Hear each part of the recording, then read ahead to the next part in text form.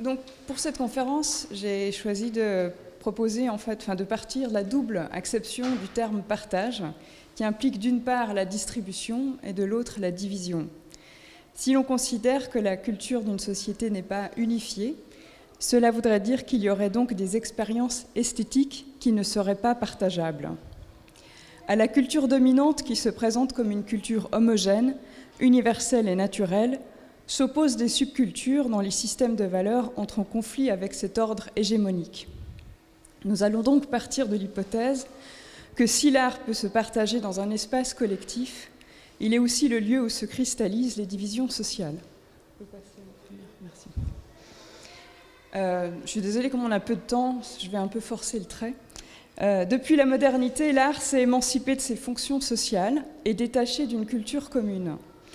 L'historien de l'art Clement Greenberg, qui a marqué la modernité artistique américaine, préconise que l'artiste se retire, je cite, complètement du public pour maintenir, je cite encore, le niveau élevé de son art en le raréfiant. En tentant d'échapper à sa dévaluation face à la menace du kitsch, l'abstraction n'est donc plus lisible pour les publics qui n'ont pas accès à une éducation culturelle et au temps libre. En suscitant le rejet du public, l'œuvre moderne reflète des tensions sociales. Et puis on peut passer à la suivante. Et on a donc un autre modèle pour le contemporain. Contrairement à la modernité, l'art contemporain élève la culture populaire et industrielle au rang d'art, mais le déplacement d'objets de pacotille dans un contexte artistique ne fait en réalité que majorer le pouvoir de l'art et ainsi perpétuer les hiérarchies sociales en place. Aussi, le décalage entre une rhétorique, la démocratisation et les effets sociaux réellement produits a non seulement perturbé la distinction entre le haut et le bas, mais aussi dépolitisé l'art contemporain. Selon les propos de l'artiste américain auquel on va s'intéresser, Mike Kelley, je cite, « Le rêve de l'avant-garde d'intégrer l'art et la société est réapparu comme une monstruosité dans le postmodernisme. » Fort de ce constat, Kelley revient sur l'incapacité de l'art à transcender les écarts sociaux. De même qu'il conteste l'illusion d'un milieu artistique protégé de son contexte social, il remet en cause l'a priori d'une culture populaire adressée à tous. Il met à l'épreuve les fonctions non exprimées de l'art à travers ses œuvres qui ne proposent aucune rédemption sociale. C'est plus particulièrement dans ses performances qu'il interroge les systèmes de croyances qui fondent les expériences esthétiques collectives. Il expérimente les effets d'adhésion et de mise à distance du public à partir de modèles issus d'une culture collective. Il évoque en particulier un concert d'Iggy et des Stooges dans un bar de motards à Wayne, dans le Michigan. Il décrit comment l'attitude provocatrice du chanteur de rock déconstruit la fascination exercée par la star virile. Iggy Pop va exacerber sa féminité, agresser l'homophobie des motards et insulter le public jusqu'à déclencher une bagarre générale. Contrairement au philosophe Adorno qui refuse de se laisser absorber par les œuvres, Kelley propose une expérience de la perte de soi, fondée sur, je cite, la nature dévorante des effets de séduction de la culture industrielle. Il recourt ainsi à, je cite, des techniques de perturbation et des dispositifs d'aliénation. Alors, il s'agit maintenant pour nous de comprendre qu'est-ce qu'il entend justement par des dispositifs d'aliénation, en partant d'un exemple qui est cette performance qui s'appelle le sublime. Cette performance fait partie d'un ensemble de dessins, d'œuvres, d'objets en fait, qui ont été exposés en même temps que les deux performances de cette série. On va s'intéresser à la première qui a eu lieu à Al Walls à Buffalo, dans le nord de New York, en décembre 83. Contrairement à ces premières performances à la fin des années 70 qui investissent le sol de la scène comme un espace, une topographie mnémonique, le sublime se concentre sur l'impact psychologique du langage. On le voit ici avec une pile de feuilles à la main en train de lire son texte, partiellement aussi remémoré. Et de l'autre côté, l'artiste Erika Beckman qui intervient à la fin de la performance. On va en parler tout à l'heure. Comme vous le voyez, il n'y a pas de mise en scène particulière, c'est vraiment une question aussi de l'adresse au public qui se joue ici. Construite comme un monologue, cette performance est composée de textes hétérogènes. Elle commence par une citation à propos du sublime romantique, tirée de l'ouvrage de Thomas Weiskell, qui traite en particulier de la perméabilité des prises de parole de l'auteur, du locuteur et du lecteur. Mais il ne mentionne pas cette référence dans son texte, et il va donc jouer sur la perte de lisibilité des sources du discours. Extrait de son contexte, le passage repris par l'artiste déconcerte le public par ses formulations relativement abstraites.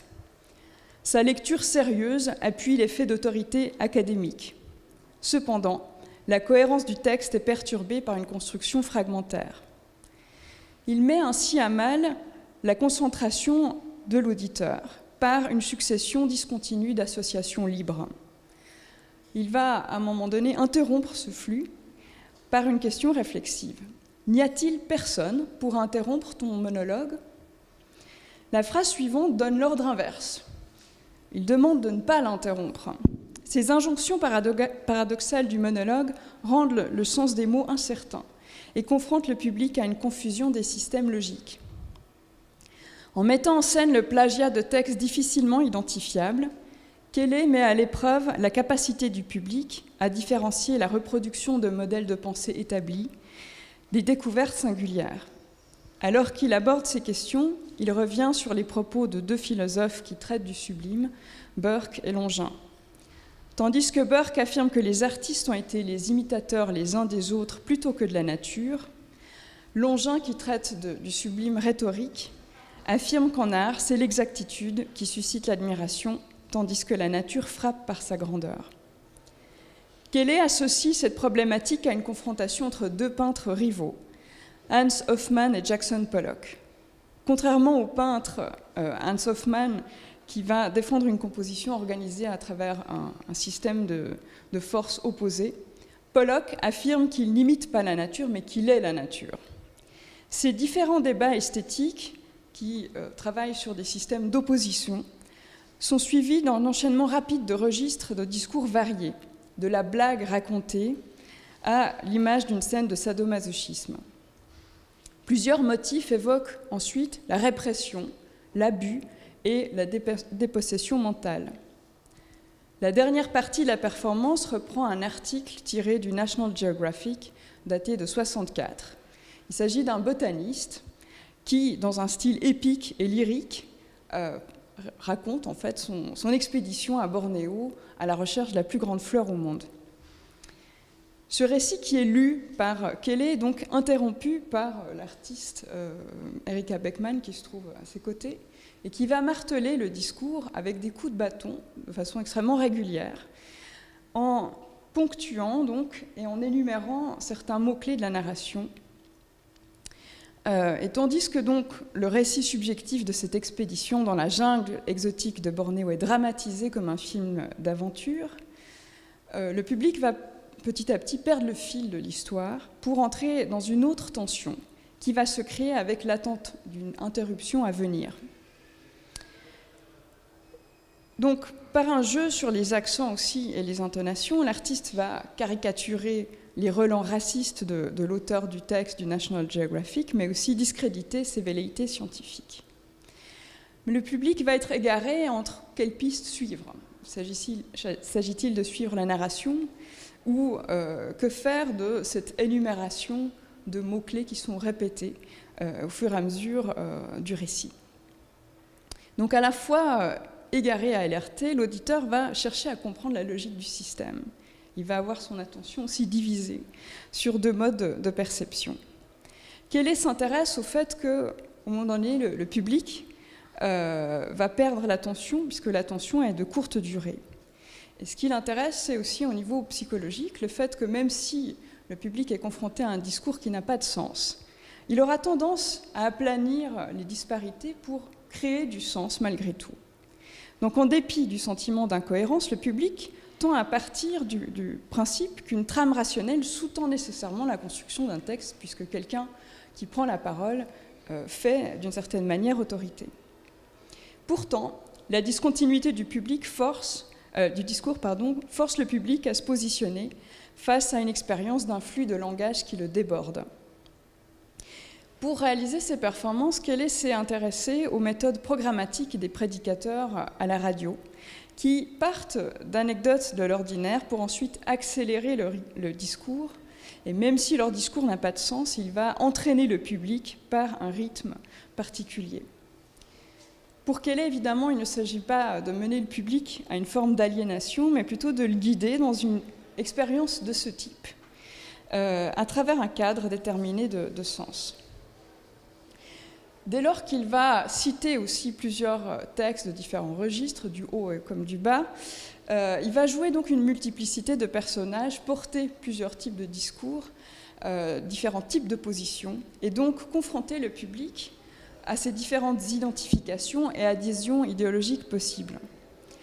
Entre la lecture de textes et la récitation performée, le flux de paroles de Mike Kelley travaille les effets extatiques d'un rythme analogue à celui des médias. Tout s'enchaîne assez rapidement. Si cette esthétique immersive s'apparente à une forme de propagande, elle est cependant rendue dysfonctionnelle, puisqu'il n'y a pas un discours unilatéral convaincant qu'il s'agit de produire. Cette expérience de l'excès et de la désorientation reflète la lecture du sublime que propose Kelley, définie comme, je cite, « une mise en contact avec quelque chose que nous connaissons et ne pouvons accepter, quelque chose d'extérieur aux limites de ce que nous sommes enclins à accepter sur nous-mêmes ». En questionnant les différents témoins présents lors de cette conférence, ils m'ont dit qu'en fait, ils ne se souviennent pas du tout du contenu du discours, mais plutôt du martèlement. Et on peut en déduire donc que l'impression produite est avant tout marquée par un rythme scandé, et qu'au-delà du langage, il y aurait des formes de communication subliminales qui passent par le corps, comme si en fait les cohésions se créent au moyen d'un effet physiologique qui circule. L'art est d'une certaine manière un cadre où il est encore possible, selon l'artiste, je cite, d'explorer l'absence de sens et l'extatique. Donc il y a presque une dimension aussi rituelle dans ces performances. Et on peut en conclure donc que aussi, si la perméabilité mentale peut s'apparenter à une forme d'emprise répressive, elle peut aussi mener à une expérience de l'altérité. Je vous remercie.